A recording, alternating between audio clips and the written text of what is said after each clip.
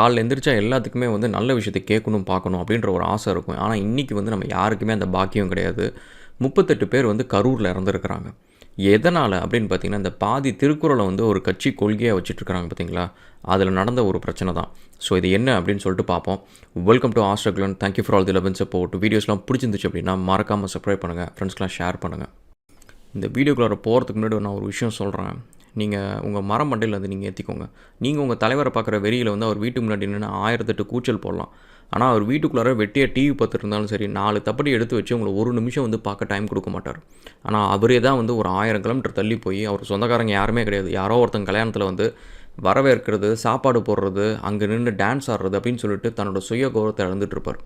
ஆனா, உங்களுக்கும் அவருக்கும் இருக்கிற ஒரு வித்தியாசம் என்ன தெரியுமா?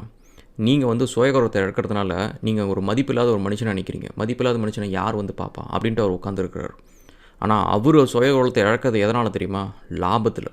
அவருக்கு அது மூலியமா அந்த சுயகௌரவத்த வந்து அவர் எதில போய் பணயம் வைக்கிறாரு அப்படின்னு பார்த்தீங்கன்னா, எனக்கு இது மூலியமா ஒரு பட வாய்ப்பு கிடைக்கும். இது மூலியமா எனக்கு ஏதோ பணம் கிடைக்கும். இது மூலியமா எனக்கு ஆதாயம் இருக்கு. அப்படின்ற ஒரு ரீசனுக்காக அவரு போய் நிக்கிறாரு. அவர் வெட்டியா போய் நிக்கல. உங்களுக்கும் அவருக்கும் இருக்கிற டிஃபரன்ஸ் அவ்வளோதான். உங்க தலைவர் என்ன பண்றாரோ, அத நீங்க காப்பி அடிச்சாலே போதும். லைஃப்ல நீங்க முன்னேறிடுவீங்க. இந்த இறந்த 38 பேர்ல 6 பேர் குழந்தைங்க. இல்ல அது என்ன பாவம் பண்ணுச்சு? இல்ல நீங்க தான் வந்து தடிமாடு மாரி வளர்ந்துருக்கிறீங்க. சொந்த அறிவு கிடையாது. நான் ஒத்துக்கிறேன். சராசரி மனுஷனோட உங்களுக்கு அறிவு கம்மி தான். நீங்க வந்து ஒரு தற்குறி தான். சாதாரண தற்குறி. ஸோ உங்களோட லைஃப்ல வந்து சாதனை பட்டியல் அப்படின்னு சொல்லிட்டு உங்க வாழ்க்கைய முடிக்கிறப்ப ஏதாவது ஒண்ணு வேணும்.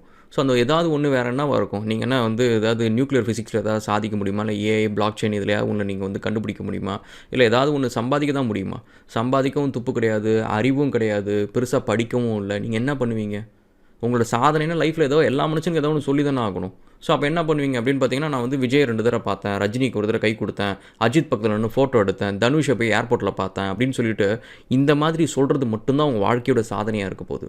ஸோ அதுக்காக நீங்க போய் அந்த சாதனைய சாதிங்க. எதுக்கு வந்து புள்ளைங்கள கூட்டிட்டு போய் நீனும் அங்க காட்டுறீங்க பாரு, அப்பா, அம்மாவ என்ன பண்றோன்னு பாரு. விஜய்க்கு நின்னு டாட்டா காட்டுறோம். நைட்டு 12 மணிக்கு வந்து நாள் கணக்குல வந்து நின்னு விஜய்க்கு வந்து டாட்டா காட்டுறோம். தனுஷ் வருவாரு. அடுத்தது அவருக்கு நம்ம டாட்டா காட்டுவோம். நம்ம இந்த மாரி கூட்டத்துல ஒரு கூட்டமா நின்னு ஈசல் கூட்டம் மாரி நம்ம பொறந்தது யாருக்கும் தெரியாது. இறக்கிறத பத்தி யாரும் கவலையும் பட மாட்டாங்க. நம்ம பாட்டுக்கு வந்து இந்த மாரி ஈசல் கூட்டம் வேலைய செஞ்சுட்டு நம்ம போயிடுவோம்.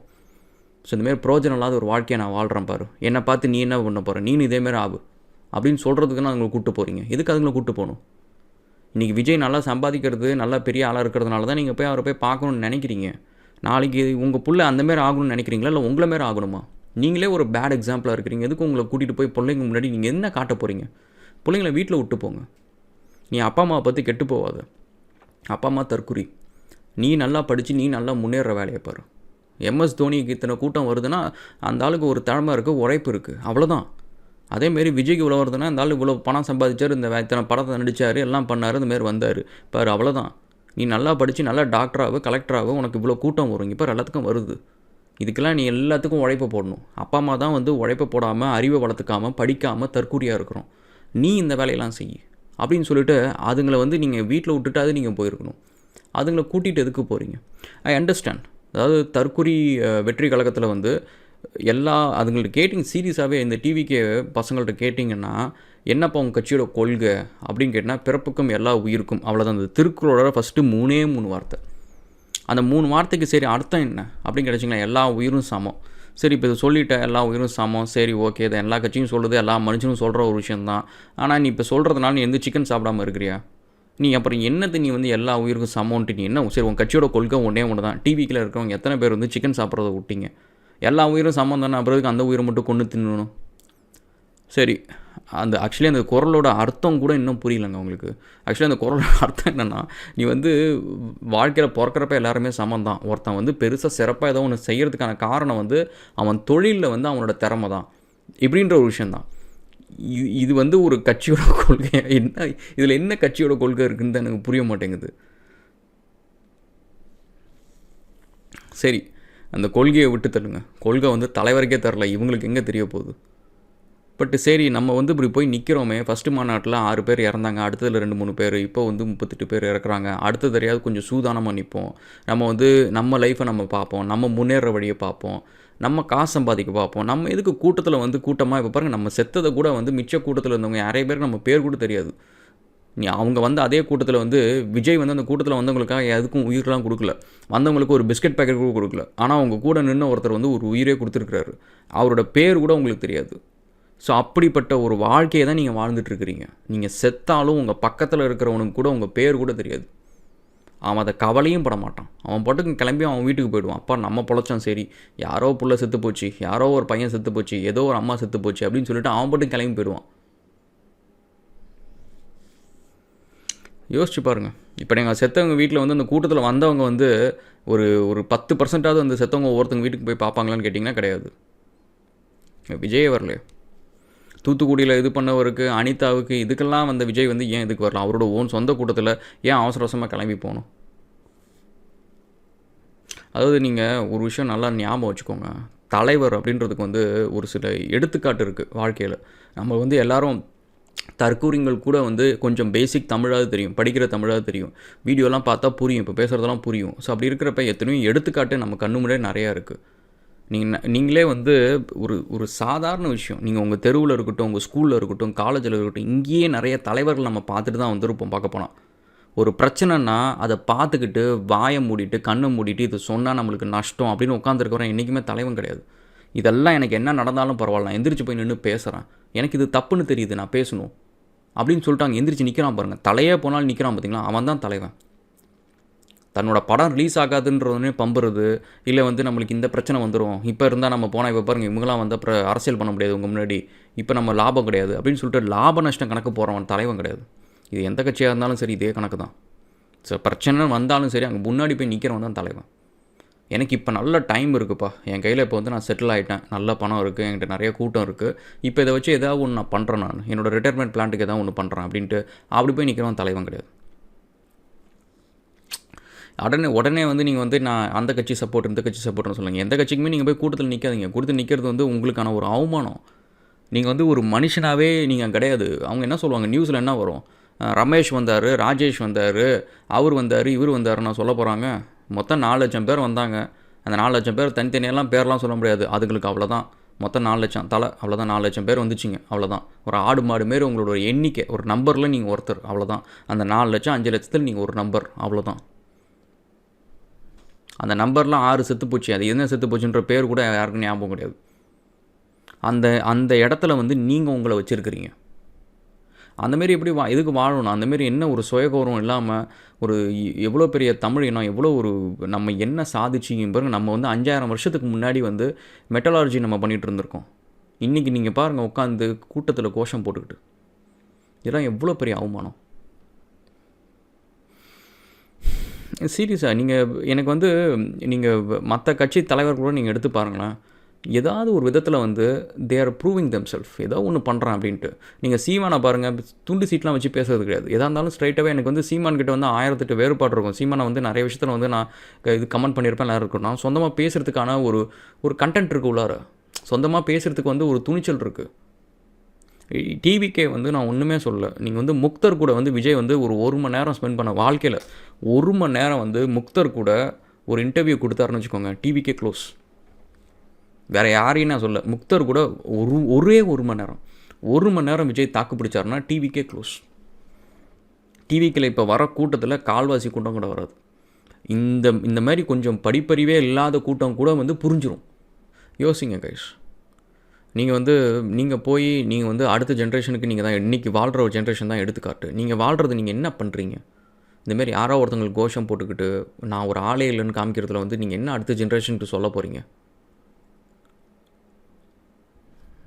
இன்றைக்கி அந்த 38 உயிர் போயிடுச்சுங்க.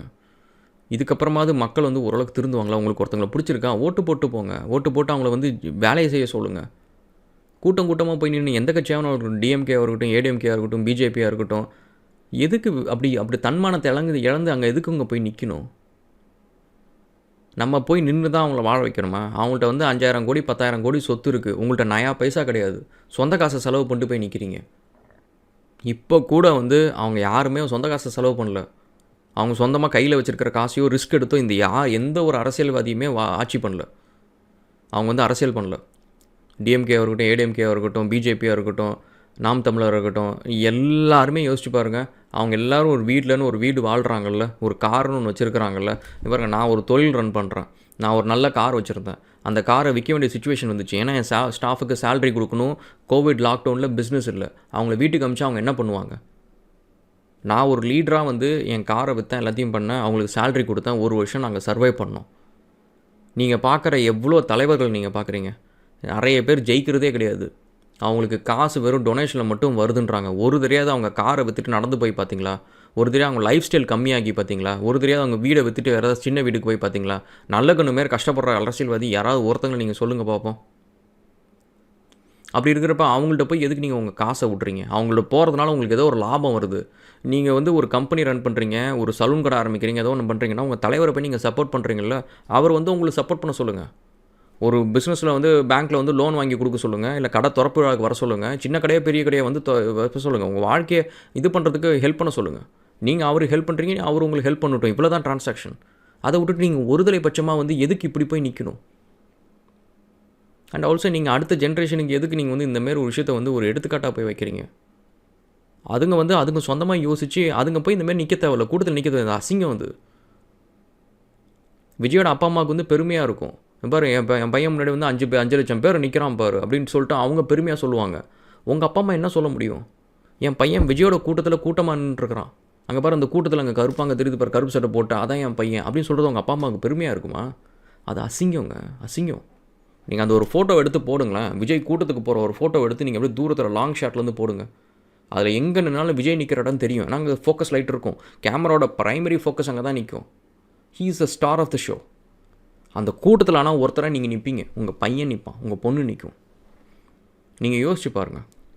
அந்தமாரி ஒரு ஒரு ஒரு வாழ்க்கையை நம்ம வாழ்கிறது அவசியமா?